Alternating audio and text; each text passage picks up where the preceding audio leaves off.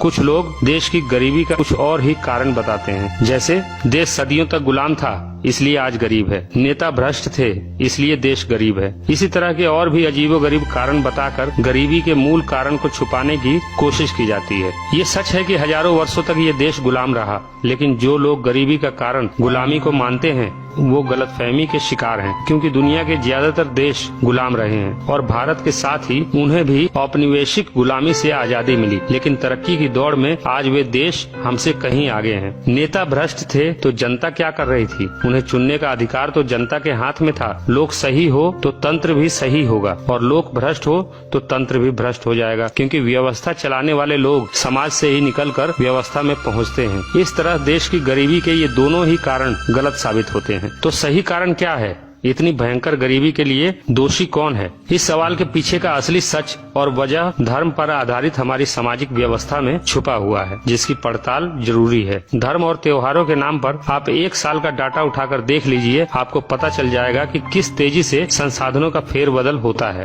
लेकिन संसाधनों का ये फेरबदल धार्मिकता के नाम पर नीचे से ऊपर की ओर होता है। इसलिए समाज का 90% वर्ग सदा गरीब बना रहता है और 10% वर्ग संसाधनों का मालिक बना रहता है। यही वजह है देश में गरीबों के साथ साथ अरबपतियों की संख्या भी बढ़ती चली जा रही है।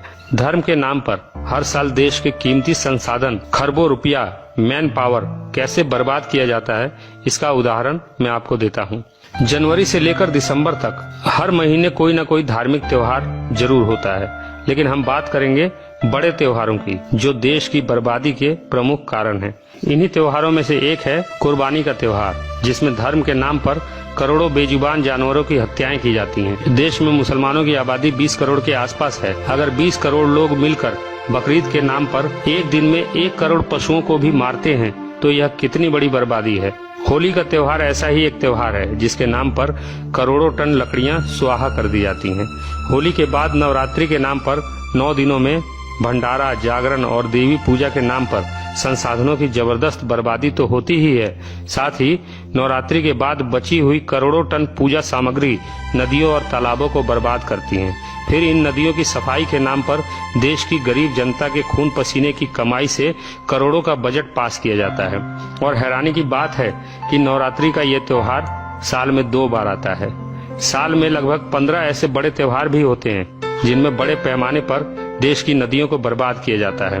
गणेश चतुर्थी, विश्वकर्मा पूजा, छठ पूजा जैसे त्योहारों के बाद तो नदियों और समुद्री किनारों का बुरा हाल कर दिया जाता है। इन सब के साथ हर साल कई रथ यात्राएं भी होती हैं। हर साल होने वाले 10 दिन के दशहरे में देश का कितना श्रम और संसाधन बर्बाद होता है, इसका अंदाजा आप इसी बात से लगा सकते हैं कि केवल दिल्ली की 15 रामलीला कमेटियों का 10 दिनों का बजट 1050 करोड़ से ऊपर है। दशहरे के आखिरी दिन रावण दहन के नाम पर संसाधनों में आग लगाकर जो प्रदूषण फैलाया जाता है, उसे और भयानक स्तर पर दिवाली का त्योहार पहुंचा देता है। एक दिन में अरबों खरबों रुपयों को पटाखे के नाम पर आग में झोंक दिया जाता है। संसाधनों की यह भयंकर बर्बादी घोर गरीबी को जन्म देने के लिए काफी है।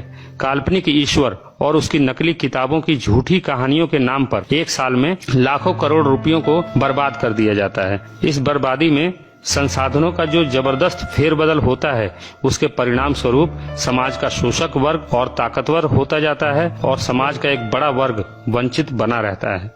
इसलिए शोषक वर्ग ऐसी शोषणवादी धार्मिक व्यवस्था को स्थायी बनाए रखने के लिए बड़ा जतन करता है। लोगों में धार्मिकता बनी रहे, इसके लिए धर्म की कट्टरता पर जोर देता है। इसका परिणाम यह होता है कि धर्म के नशे में धुत लोगों की भीड़ हमेशा भीड़ बनी रहती है और भीड़ों की भीड़ से कभी समाज नहीं बनता, बल्कि समाज बनता है संवेदना, ज्ञान, सही और गलत की सामूहिक समझ और बेहतर भविष्य के निर्माण की ओर वैज्ञानिक दृष्टिकोण रखने से। इनमें से कोई भी तत्व आपको भीड़ों की इस भीड़ में दिखाई नहीं देगा। यही वजह है कि घोर गरीबी और अराजकता भरे माहौल में इंसानों की ये भेड़ की तरह जीने की आदी हो चुकी है। भेड़ों की इस भीड़ को फर्क नहीं पड़ता कि कोई भूख से मरे या कोई कुपोषण से। देश पर विदेशी कर्जा बढ़ रहा है। आज के समय हमारे देश पर 32 लाख करोड़ का विदेशी कर्ज लदा हुआ है, जो हर साल 3 से 4 लाख करोड़ की दर से बढ़ता चला जा रहा है। इस भारी कर्ज का एक महीने का ब्याज ही 22,000 करोड़ रुपए होता है। देश पर हर साल चढ़ने वाले इस भारी कर्ज का कारण है ईमानदारी से टैक्स नहीं भरने की लोगों की प्रवृत्ति और राजनेताओं, उद्योगपतियों और धर्मगुरुओं का भ्रष्टाचार।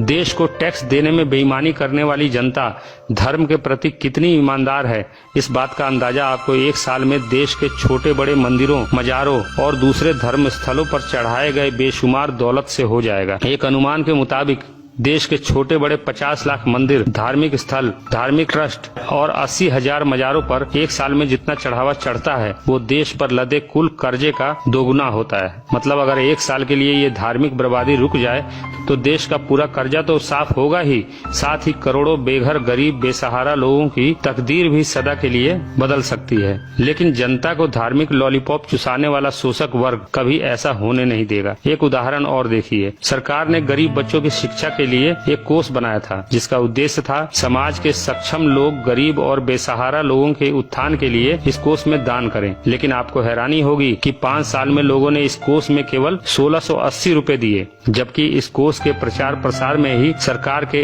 1 करोड़ 22 लाख रुपए खर्च हुए थे। ये है हमारे धार्मिक समाज की गरीबों के प्रति संवेदना। दूसरी ओर अहमदाबाद के उमिया माता के मंदिर में केवल 7 घंटे में 21 लोगों ने 5 करोड़ रुपए चढ़ावे में दान कर दिए। ये है हमारा भारतीय धार्मिक समाज, जहाँ संवेदनशीलता केवल झूठे खुदाओं और नकली भगवानों के प्रति ही है। इंसानियत, प्रकृति और समाज के प्रति जनता की इस उदासीनता और बेरुखी की वजह क्या है? यहाँ गौर करने वाली बात यह है कि एक साल में लाखों करोड़ों रुपए के इस खेल से फायदा किसका होता है? सामाजिक धार्मिक व्यवस्था द्वारा धर्म के नाम पर सामूहिक रूप से की जाने वाली बर्बादी और राजनीतिक भ्रष्टाचार के कारण गरीबी कम होने के बजाय हर साल लगातार बढ़ती है। गरीबी से पैदा होती है बेरोजगारी और गरीबी और बेरोजगारी मिलकर समाज में अशिक्षा का माहौल पैदा करते हैं, जिससे जनसंख्या बेतहाशा रूप से बढ़ती है। ये मुख्य समस्याएं मिलकर समाज को अराजकता, अन्याय, शोषण और अपराध के घिनौने दलदल में धकेलती चली जाती हैं। ऐसा समाज धीरे धीरे उपेक्षा और संवेदनहीनता के उस स्तर तक पहुंच जाता है जहां केवल 2 ही रास्ते बचते हैं, एक अंतहीन गुलामी या फिर क्रांति। देश की नियति बदलने के लिए आज आवश्यकता है एक क्रांति की, जो इस पूरी व्यवस्था को ही उखाड़ फेंके और एक नई व्यवस्था का सृजन करे, जहां आम आदमी अपनी बुनियादी आवश्यकताओं के लिए सरकारी मदद की भीख मांगने के बजाय स्वावलंबी बने और तिरस्कारित, अपमानित जीवन जीने के बजाय स्वाभिमान से जिए। एक ऐसी व्यवस्था जिसमें कोई भूखा ना सोए, कोई बेघर ना रहे, कोई नंगा ना रहे, पृथ्वी के संसाधनों पर सभी का बराबर हक हो, कोई नीच ना रहे, कोई ऊंचा